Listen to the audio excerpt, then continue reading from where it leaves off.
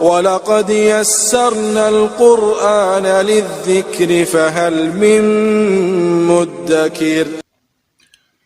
آج انشاءاللہ تعالی ہم سورۃ المائدہ کی آیت نمبر 49 سے لے کر 50 تک پڑھتے ہیں اور اس کو سمجھنے کی کوشش کرتے ہیں۔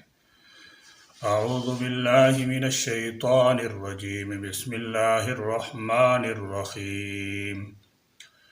وَأَنِ احْكُم بَيْنَهُم بِمَا أَنزَلَ اللَّهُ وَلَا تَتَّبِعْ أَهْوَاءَهُمْ وَاحْذَرْهُمْ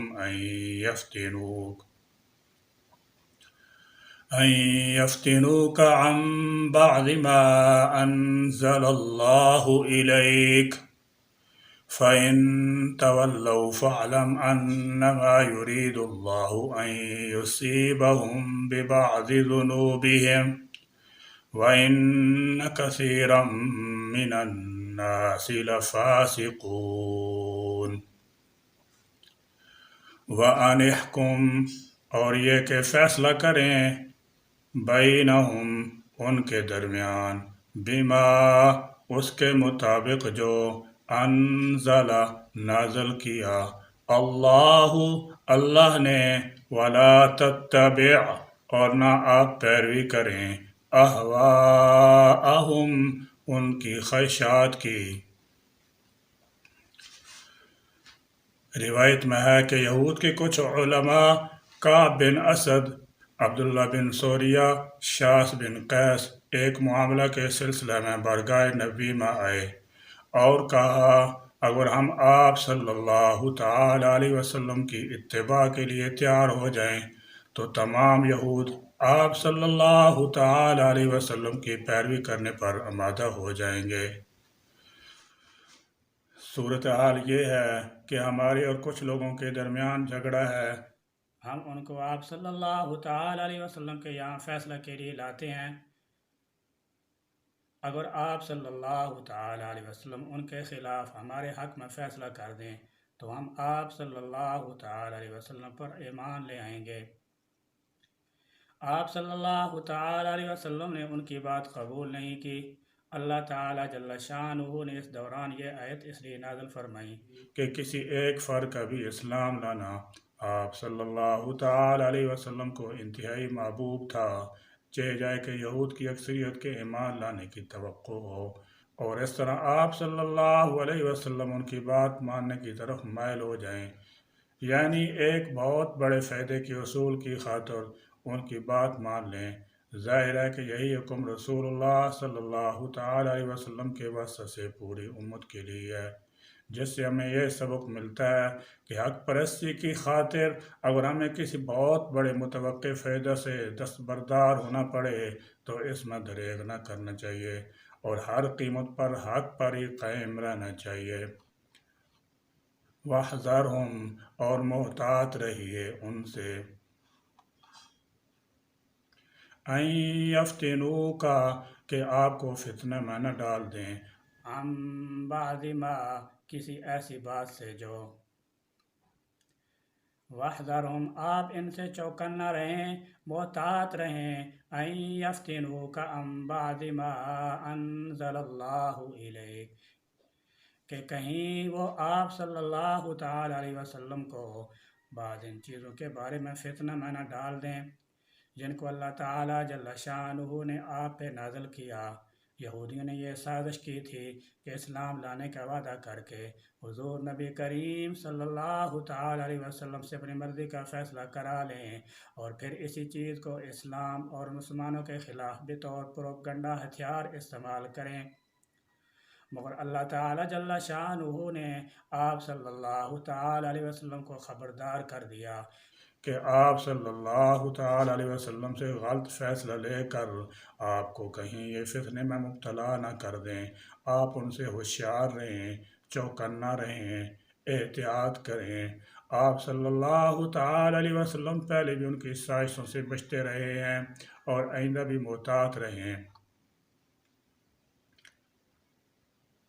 انزل اللہ، اللہ نے نازل کی، الیک، آپ کی طرف، فَإِن، پھر اگر، تولوا، وہ روگردانی کریں، فَاعْلَم، تو آپ جان لیں، انما کہ بے شک یرید چاہتا ہے اللہ ان یصیبہم کہ انہیں سزا دے ببعض ذنوبہم ان کے بعض گناہوں کی وجہ سے۔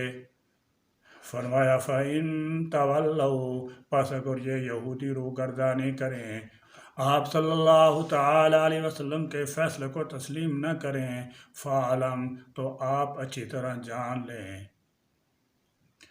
انما یرید اللہ ان یصیبہم ببعض ذنوبہم اللہ تعالی جل شانہ ان کو ان کے بعض گناہوں کی وجہ سے سزا دینا چاہتا ہے۔ حق واضح ہو جانے کے باوجود اگر کوئی شخص ہٹ درمی، ضد اور عناد پر قائم رہتا ہے تو پھر وہ قابل رحم نہیں ہے، اسے لازماً سزا ملنی چاہیے۔ یہ بھی اللہ تعالیٰ جل شانہ کی طرف سے ایک سزا ہے کہ انسان کا عقیدہ خراب ہو جائے، نیکی کی توفیق سلب کر لی جائے اور برائی میں مبتلا کر دیا جائے۔ لہذا انسان کو ہر وقت محتاط رہنا چاہیے اور دعا کرنی چاہیے کہ اللہ تعالیٰ جل شانہ فتنے اور گمراہی سے محفوظ رکھے۔ انسان بعض ایسی غلطیاں کرتا ہے جن کا اسے احساس تک نہیں ہوتا، مگر ان کے نتائج اسی زندگی میں نکلنا شروع ہو جاتے ہیں اور اسی دنیا میں سزا ملنے لگتی ہے۔ لہذا اگر یہ لوگ اپنے ضد پر اڑے ہوئے ہیں، حق کو قبول کرنے سے مسلسل انکاری ہیں، تو سمجھ لیں کہ اللہ تعالیٰ جل شانہ ان کو سزا دینا چاہتا ہے۔ وَإِنَّ اور بے شک کثیراً بہت سے من الناس لوگ لفاسقون نافرمان ہی ہیں۔ فرمایا وَإِنَّ كَثِيرًا مِّنَ النَّاسِ لَفَاسِقُونَ لوگوں کی اکثریت نافرمان ہے، وہ احکام الہی کو تسلیم کرنے اور ان پر عمل کرنے کے لیے تیار نہیں ہے۔ اللہ تعالیٰ جل شانہ کے نافرمان ہر دور میں اکثریت میں رہے ہیں۔ حضور اکرم صلی اللہ تعالی علیہ وسلم کے اپنے زمانہ مبارک میں بھی یہی حال تھا اور اس کے بعد بھی مسلسل اکثریت بے دینوں کی رہی ہے۔ آج بھی دنیا کی کل 5 ارب کی آبادی میں سے 4 ارب سے زیادہ لوگ قطعی طور پر کفر و شرک اور گمراہی میں مبتلا ہیں۔ 5ویں حصے کے لوگ ہدایت یافتہ ہونے کے دعوے دار ہیں، ان میں بھی بہت سی خرابیاں پائی جاتی ہیں۔ بالکل صحیح اعتقاد رکھنے والے، اللہ تعالیٰ جل شانہ کے حکم کی تعمیل کرنے والے بہت کم ہیں۔ ان میں اکثریت نافرمانوں اور ناشکر گزاروں کی ہے۔ سورہ مومن موجود ہے وَلَٰكِنَّ أَكْثَرَ النَّاسِ لَا يَشْكُرُونَ اکثر لوگ ناشکر گزار ہی ہوتے ہیں۔ اسی طرح سورہ سبا میں بھی آتا ہے وَقَلِيلٌ مِّنْ عِبَادِيَ الشَّكُورُ یعنی میرے شکر گزار بندے بہت کم تعداد میں ہیں۔ بہرحال اللہ تعالیٰ جل شانہ نے یہاں پر یہود و نصارہ کی سازش کو واضح کر کے ان کی مذمت بیان فرمائی ہے۔ أَفَحُكْمَ الْجَاهِلِيَّةِ يَبْغُونَ وَمَنْ أَحْسَنُ مِنَ اللَّهِ حُكْمًا لِقَوْمٍ يُوقِنُونَ أَفَحُكْمَ کیا پھر فیصلہ الجاہلیت جاہلیت کا۔ جاہلیت کا لفظ اسلام کے مقابلہ میں بولا جاتا ہے۔ اسلام سراسر روشنی ہے جبکہ جاہلیت اندھیرے ہی اندھیرے ہیں۔ اسلام ایسی روشنی اور ایسا علم ہے جو دنیاوی زندگی کے ہر پہلو میں بھی رہنمائی کرتا ہے اور اخروی زندگی میں نجات کی راہیں بھی دکھاتا ہے، جبکہ جاہلیت اس دنیا میں بھی انسان کو سرگرداں اور پریشان حال بنائے رکھتی ہے اور آخرت میں بھی عذاب علیم سے دوچار کر دے گی۔ اسلام سے پہلے کے دور کو دور جاہلیت کہا جاتا ہے اور اس کا اطلاق ان تمام رسوم و رواج پر ہوتا ہے جن کی جاہلیت کی وجہ سے کسی انسان کی جان و مال اور آبرو محفوظ نہ تھی۔ ہر انسان دوسرے کا دشمن اور خون کا پیاسا تھا۔ کفر و شرک عام تھا، انسان کی زندگی اس قدر اجیرن بن چکی تھی کہ ہر عقل مند انسان اس سے نکلنے کی فکر میں تھا، مگر اسے کوئی راہ نہ ملتی تھی۔ اور دور جاہلیت کے فیصلے سے مراد ہر وہ فیصلہ ہے جو بے انصافی پر مبنی ہو۔ آج کے دور میں بھی دور جاہلیت کا اطلاق ہو سکتا ہے۔ آج کی نئی روشنی اسی پرانے دور جاہلیت سے ملتی جلتی ہے۔ جس قسم کی فحاشی و بد کرداری اور بے حیائی اس دور میں پائی جاتی تھی، آج بھی پائی جاتی ہے۔ یبغون، وہ چاہتے ہیں، ومن، اور کون، احسن، زیادہ اچھا ہے، من اللہ، اللہ سے، حکمن، فیصلہ کرنے میں، لقوم، اس قوم کے لیے، یوقنون، جو یقین رکھتی ہے۔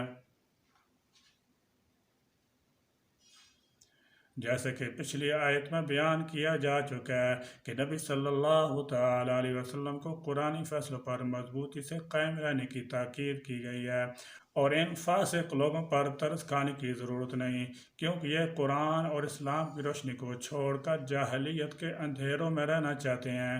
جب یہ اندھیروں میں رہیں گے تو ظاہرہ بھٹکتے پھریں گے، دنیا اور آخرت میں ذلیل خوار ہوں گے، جبکہ اللہ تعالیٰ جل شانہ پر ایمان رکھنے والے خوب اچھی طرح جانتے ہیں کہ فیصلوں میں سب سے بہترین فیصلہ کرنے والا صرف اور صرف رب اعلیٰ ہی ہے۔ فرمایا افحکم الجاہلیت یبغون، کیا جاہلیت کے زمانے کا فیصلہ چاہتے ہو؟ جاہلیت کا قانون تو یہ تھا کہ احکام الہی کو پس پشت ڈال کر اپنی مرضی کا فیصلہ کیا جائے، تو اب جب کہ قرآن پاک نازل ہو چکا ہے، اسلام کی روشنی پھیل چکی ہے، تو اب واپس ظلمت کی طرف جانا چاہتے ہو تو بہت ہی بری بات ہے۔ حضور نبی کریم صلی اللہ تعالیٰ علیہ وسلم کا ارشاد مبارک ہے کہ 3 شخص سخت مبغوض ہیں۔ پہلا شخص ملحد فی الحرم، یعنی وہ شخص جو پاک خطے حرم میں گناہ کا ارتکاب کرتا ہے، وہ اللہ تعالیٰ کی سخت ترین ناراضگی کو دعوت دیتا ہے۔ دوسرا شخص فرمایا جو اسلام میں جاہلیت کے دستور کا اتباع کرتا ہے، اور تیسرا مبغوض شخص وہ ہے جو بے گناہوں کا خون بہاتا ہے، خون نہ حق کے لیے کوشش کرتا ہے، اس کے حق میں گواہی دیتا ہے، نہ حق شکایت کرتا ہے کہ اس کا خون بہے۔ یہود کا بھی یہی حال ہے، وہ اپنی کتاب کے فیصلے کو تسلیم کرتے ہیں، اور نہ وہ نبی آخر زمان صلی اللہ تعالیٰ علیہ وسلم سے صحیح فیصلہ چاہتے ہیں، بلکہ اسلام کے روشن زمانے میں بھی جاہلیت کے ظلمت والے فیصلے کی متلاشی ہیں۔ فرمایا یاد رکھو ومن احسن من اللہ حکما لقوم یوقنون، ایمان و یقین رکھنے والی قوم کے لیے اللہ تعالیٰ کے فیصلے سے بڑھ کر کس کا فیصلہ ہو سکتا ہے؟ خدا تعالیٰ کا فیصلہ وہی ہے جو اس کی نازل کردہ کتاب و شریعت کا فیصلہ ہے، لہذا ان کے مطابق کیا گیا فیصلہ ہی بہترین فیصلہ ہے۔ اللہ تعالیٰ جل شانہ کے فیصلوں کو چھوڑ کر زمانہ جاہلیت کے فیصلے کی طرف رجوع کرنا نہایت ہی بدبختی اور اللہ تعالیٰ جل شانہ کے غضب کا نشانہ بننا ہے۔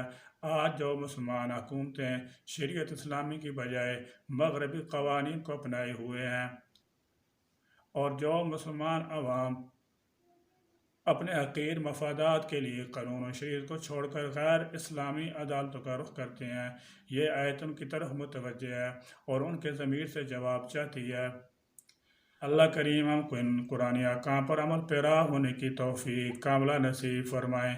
یا اللہ ہم کو اسلام اور مسلمانوں سے محبت اور دلی تعلق نصیب فرما، اور یہود و نصارہ اور مشرکین سے دلی بغض اور ترک موالات کی توفیق عطا فرما۔ یا اللہ منافقانہ خصلتوں سے ہمارے قلوب کو پاک فرما، اور سچا ایمان اور پکا اسلام ہم کو نصیب فرما۔ آمین یا رب العالمین۔ ربنا تقبل منا انك انت السميع العليم وتب علينا انك انت التواب الرحيم واخر دعوانا ان الحمد لله رب العالمين۔